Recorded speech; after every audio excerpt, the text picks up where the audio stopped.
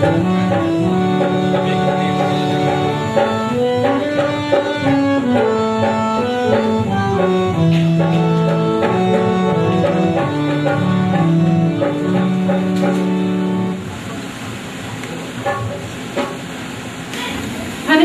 is an English professor at Hudson Valley Community College and a religious leader at our temple.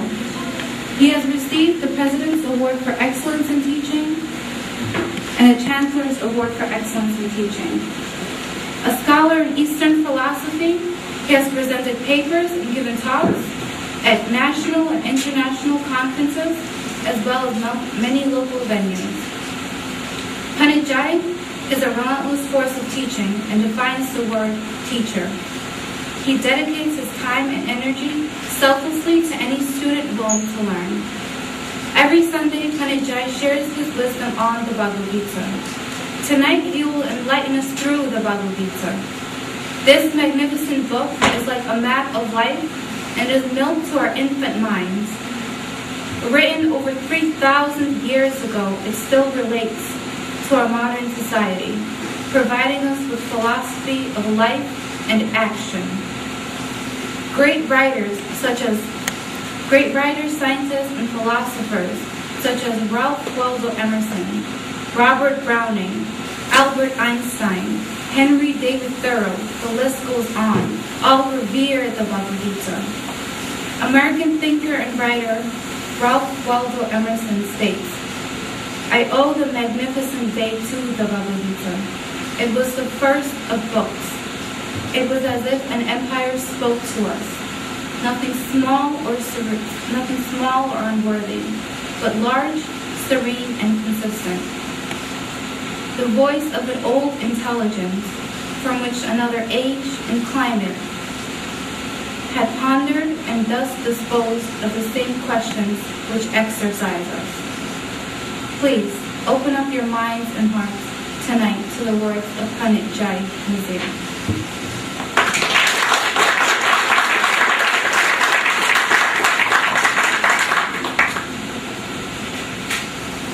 Thank you, Anupa, for those kind words.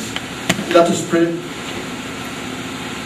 Om Sahana Vavatu Sahana Bhunatu Sahaviryam Karvavahai Tejasvinavadhitamastu Ma Vidvishavahai.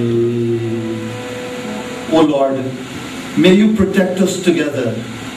May you nourish us together. May we attain strength. May we be illumined by this talk here tonight. May we not hate each other. Om Shanti, Shanti, Shanti, Hari Om. I turn to the Bhagavad Gita and find a verse here and a verse there. And I begin to smile amidst overwhelming sorrow. My life has been full of tragedies, but if they have not made an indelible mark on me, I owe it all to the teachings of the Bhagavad Gita. My friends, I want to welcome all of you here tonight with deep love and respect. And let me express my deep appreciation and thanks to all of you within us.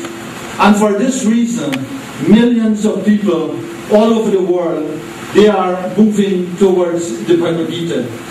We must not only read the Bhagavad Gita as a religious act, or maybe just for a little peace of mind, but we must read this book so that we can create a society of fully developed individuals.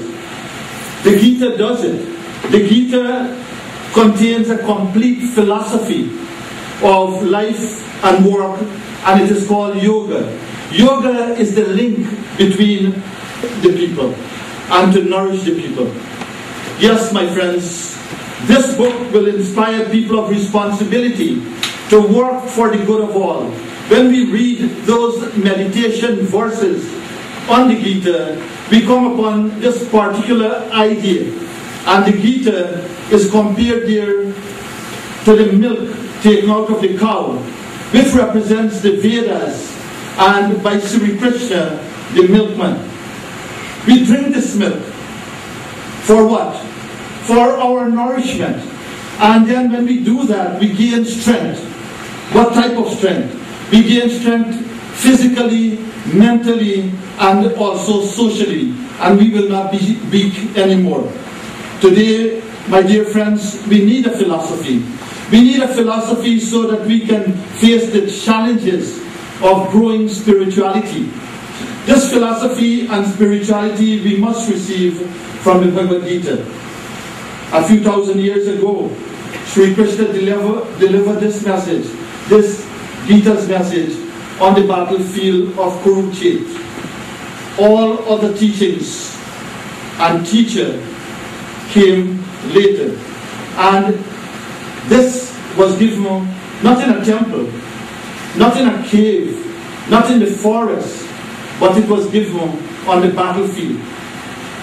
Here we have Sri Krishna, a compassionate and a universal deity with vision. And that vision makes this Gita a courageous message. And so it seems to me this is a courageous message from a courageous book, from a courageous teacher to a courageous student. And so it makes the and writers, they have changed their thinking and even their writing.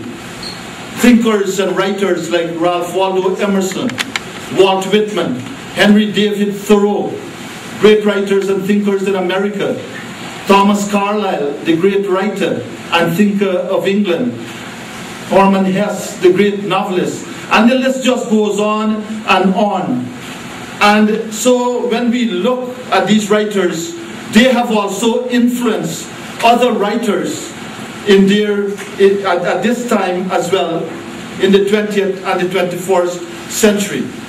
The Bhagavad Gita is a dialogue between Krishna and Arjuna. And so we find in the very first chapter, it begins with the question of Dhritarashtra, the blind king. And he tells us, "Tell me, O Sanjay, gathered in Kurukshetra, the center of religious activity, desirous to fight, what indeed did my people and the Pandavas do?" My friends, the Bhagavad Gita is spoken by Lord Krishna. He sees a throng of his own kinsmen and friends. His heart is moved. His attachment confuses him, overshadows his devotion to duty. The Gita's main task is to remove this illusion. And so, when we go to the end of the first chapter, we find that Sanjay painted a picture of Arjuna as very dejected and grief-stricken. And then we come to the second chapter, and we left Arjuna in the last verse there, sunk in the chariot. In fact, his situation was very pitiable. And this chapter is called the chapter of grief of Arjuna. Having said so in the midst of the battlefield, Arjuna sat. In fact, in those days, you stand up and you fight. But he was sitting, throwing away his arrows and his bows. And that was complete negation. That was negative. He did not go to the battlefield for that purpose. He went there to do his duty, to fight. And so, with his mind at this point was immersed in grief because of attachment. And now begins the second chapter. And here we find that Arjuna made various arguments towards the Lord. Arjuna seems to be better sometimes, people will say, because he was talking about non-violence, he was talking about compassion, all those things. And people will say, and they have said it throughout the world, that it seems that Arjuna was better than Krishna. But we have to examine what is happening here. The state of Arjuna's mind. What type of mind are we dealing with here? Is this a virtuous mind? And when we think of virtue, we don't think of weakness. Virtue is strength. So he has a nervous breakdown here. So we have to ask these questions. Virtue is strong, and it is made of stern stuff, in the words of the poet Shakespeare. He is only invoking these wonderful ideas of love, compassion, and so forth, because he has a mental breakdown at this point. And Sri Krishna looked at him, and as the book said, with a smile. He was not like this, but this state of depression, this weakness, has come upon him. So, my friends, what is virtue? To me, virtue should be of sternness stuff. Character should be of sternness stuff. Violence, non-violence should be of sternness stuff. In fact, when we go back to Mahatma Gandhi, he would say, I don't like the non-violence of the coward. I like the non-violence of the brave. Sri Krishna looked at Arjuna, and in two powerful verses, Krishna showed Arjuna that whatever he thought was right was not right. And so, a grief-stricken mind, when we think about it, that grief-stricken mind loses discrimination. One must be calm, one must be steady, then when one understands one's situation better. What Krishna is telling him, to run away from battle is not the right thing to do. And many of us in life, we will say, you know, Arjuna is good that he's running away. But Krishna will say, no, you are a weakling, and you are not doing your duty. You are escaping from the spirit and the strength of what a human being should have. Now, we need to bring out these energies that we have within us and the positive attitude. But that is not what was happening to Arjuna here. He was confused, he was dejected, and in that condition, his judgment had no value whatsoever. And so Sanjay begins the second chapter by stating simply that Krishna uttered some words to Arjuna. And those words that he uttered are powerful words, because at this point in the Bhagavad Gita, at the very inception, Arjuna was deeply grieving. Not only was he grieving, Ashru Purna Kolekshanam, tears were streaming from his eyes. There you find that there are no signs of stability, courage, or strength here. So that kind of Arjuna, Sri Krishna is speaking to. This mind is a diseased mind. It's an unhealthy mind. And so weeping and wailing will not help Arjuna. And in life also, it will not help us. Crying over our problems will not do it. So will not resolve it. Now, many people will say to that Arjuna, you know, you're doing the right thing. You need to wear some poor clothes, go house to house and beg, and also live an ascetic life.